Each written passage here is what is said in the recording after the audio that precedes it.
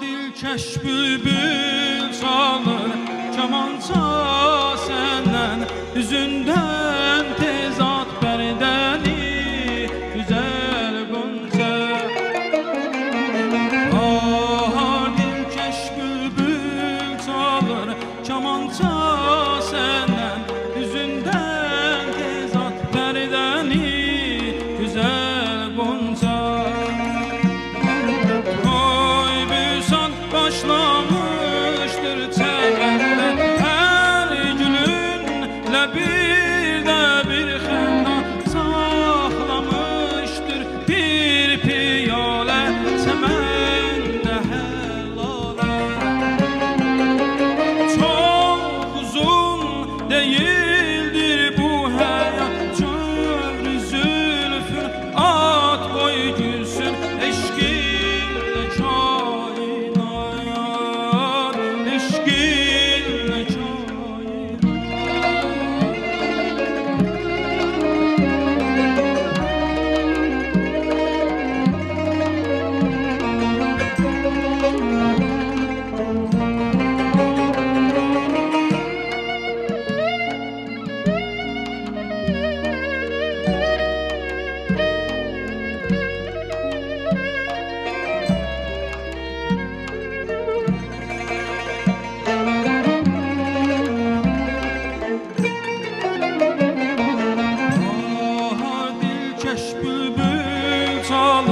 Kamança senden, üzünden tezat berdeni güzel gonca.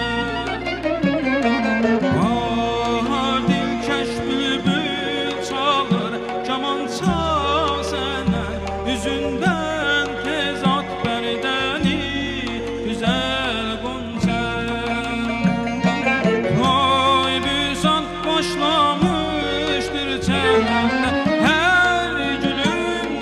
bir de bir xenda, saxlamıştır bir piyale çemende helale.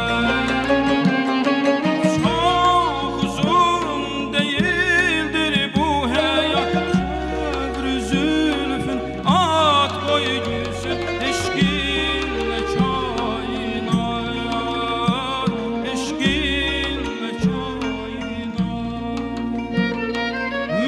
Çəkərkən eşqə cəfa, sən sürürdün onda səfa, sən sürürdün onda səfa. Mən çəkərkən eşqə cəfa, çox uzun değildir bu hayat, çövrü zülfün at koy gülsün eşkinlə kainat, eşkinlə kainat, eşkinlə kainat. Eşkin